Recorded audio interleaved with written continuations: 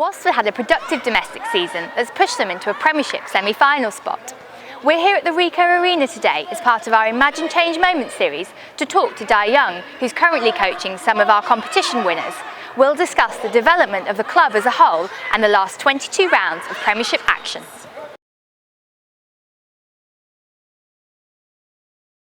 Yeah, it was a natural step in the end, but obviously I've only ever been involved in sport and interested in sport.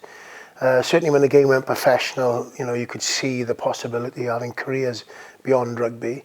And I was coaching, well, sort of before I actually hung my boots up, really. So I had 5 or 6 years coaching local teams, local age grades, local club rugby, because I knew that's what I wanted to do.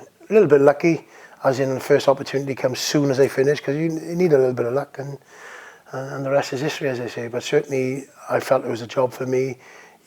Had a little bit of luck with an opportunity, but thankfully it's something that I've done for the last 16 years. Hopefully there's plenty more years to come yet. The big thing is to be in the game, as a coach for a long period of time. You've got to evolve. I think you've got to look at your development. I think you've got to be honest with yourself.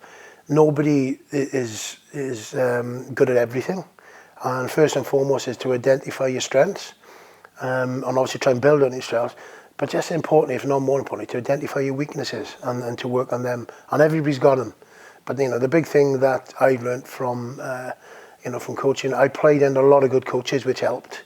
But the important thing is to be yourself, because if you're not yourself, people see through it.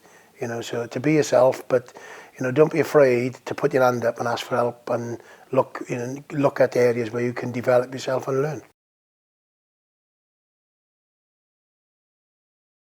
Well, to be honest, whether I'm a bit of a control freak or not, I don't know, but it's pretty much my baby, and I've recruited staff that has the same mindset as myself, as in, the attack is my structure.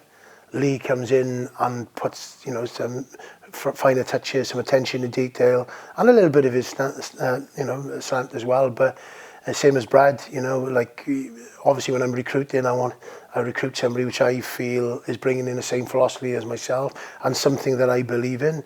But then obviously you're looking for them to take it on a little bit as well. So pretty much I've got a way where I feel that the game should be played all the way I want to.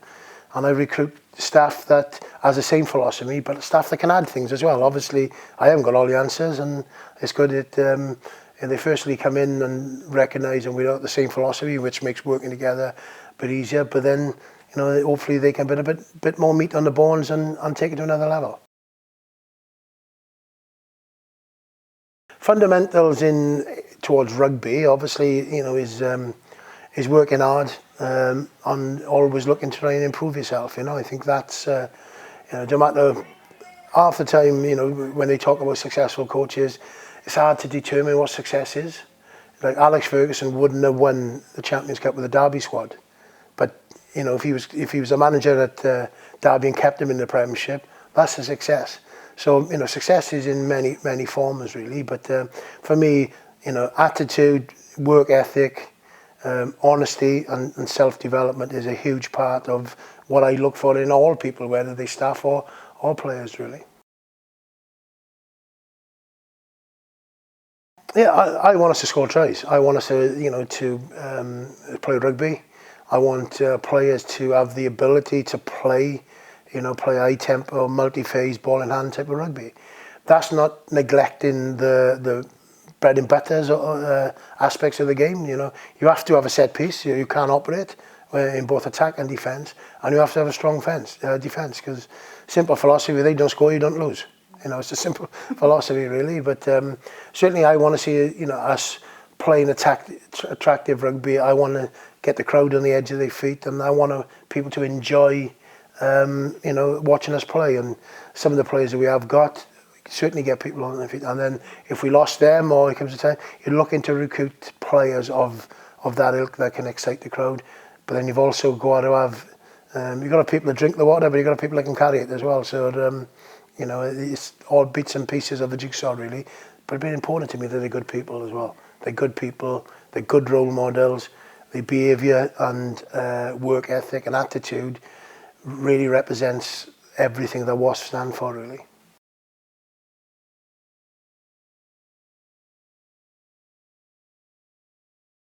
Yeah, I think obviously when I came here, I was expecting a pretty different job. I think it's fair to say, and it's been well documented, really.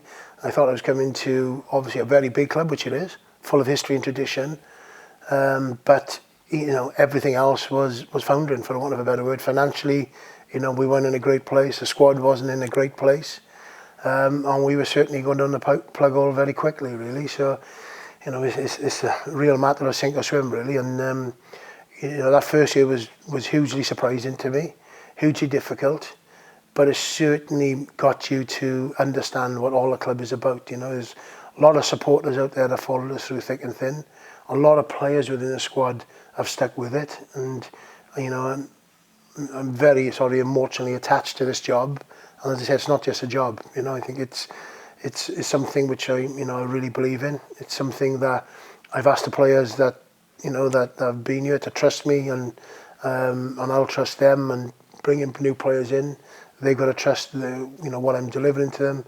And I believe this club is on the certainly the right path, both on and off the field. And we're so lucky to have an owner in Derek and Dawn, which obviously support everything I do. Without them, I couldn't do anything, really. But we've got real good people involved in the club, real good people at their jobs as well, which is important. A real good group of players, and I believe that the future is going to be successful for us. You can't say you're going to win things, because sometimes that's out your hands, but I can certainly say we're going to be competitive, and certainly in the business end of seasons, hopefully the next couple of years.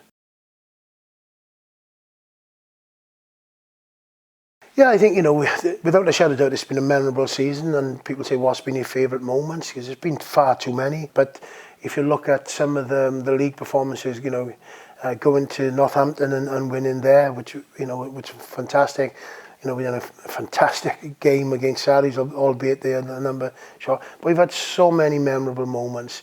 The big things to me, if you said, what's been the difference, is, we snuck home here to Worcester, and we snuck home here to Newcastle. And they are the games that's probably been the difference, because we've really got up for the big games and done really well. But we haven't quite delivered, I think, on some of the games which we expected to win. But luckily, we've got our noses in front and come away with our victory. So them two games, I think, have been huge in where we've been, because the big games are taking care of itself, but the games that we've expected to win, and we haven't been quite as good. So them two games, I think, were pivotal in where we finished. Yeah, I've obviously been lucky over a number of years to do the Barbarians, and you get all the world's best players there, and obviously coaching the Barbarians, and I met George Smith, the legend that he is. But what an humble bloke, what a fantastic role model, and what a fantastic player. I think when I was looking for somebody last season, I watched every game that he played for Leon, and he was pretty much man of the match in a team that got relegated. And I don't tend to sign many old players, to be quite honest here, but it took a lot for me to sign a 35-year-old, and I watched every game for a reason not to sign him, really, to be honest, because of his age. But you could not, help but recognise what he could do. I knew what he could do off the field, but what he's done on the field is fantastic, and really can't underestimate, what's in being here, how much that has meant to the squad, and how much that's rubbed off on the squad, both on and off the field. I've something that I've had to deal with pretty much, obviously, since he was a young lad, really, because when I was coaching the Blues and living in the Blues region, he had to come through that region, really. So without even coaching him directly, I was making decisions on where he should come into the academy and so on. And having three sons, I had to make difficult decisions on the other two as well. So certainly it's not an easy process.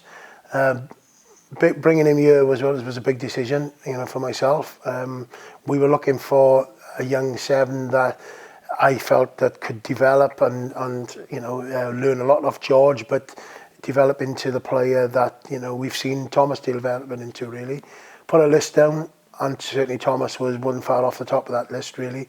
Sat down with the owner, and pretty much said to Derek, listen, you know, the best guy which fits this role would be my son Thomas, but he is my son. You know, how do you feel about that? And February, Derek, you know, he said, listen, I totally trust your judgment. If you think he's the right person, you bring him in. I'd be a lie to say it's been easy, because it hasn't. And I'd probably be a lie to say I've treated him the same as everyone else, because I haven't. I've probably treated him a lot tougher. He's probably had to work harder to get in the team than perhaps the other guys gone. So if anything, I've made a mistake on that, really. But he's got his head down and worked hard. George coming in has given him so much confidence and spent so much time. And people like James Askell's always been about there. So he certainly had great people to learn off. And, you know, he's had to wait his opportunities, but when they've come, he's certainly taken them. So, you know, I'm thrilled for him.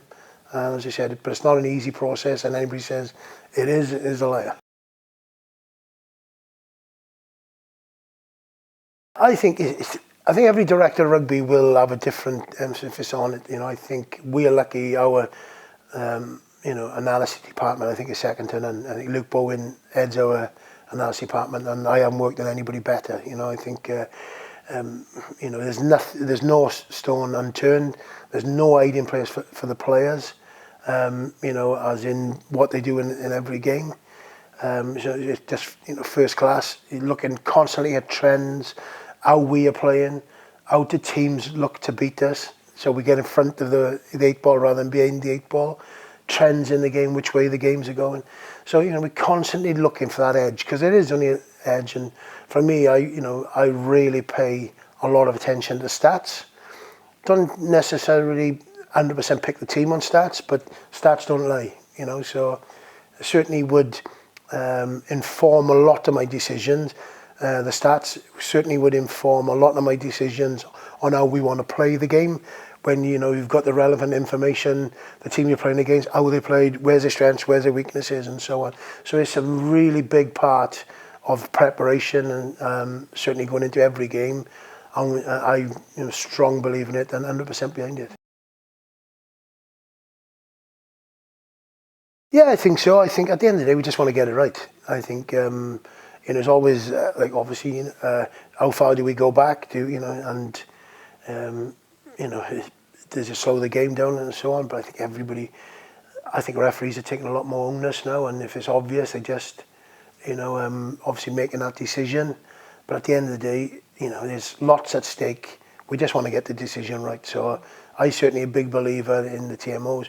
When they come in, there's always going to be teething problems. There's always going to be things that you're going to iron out to make it a better process. But it's not far off right, I think, no, to be honest with you. And I'm 100% behind it, you know.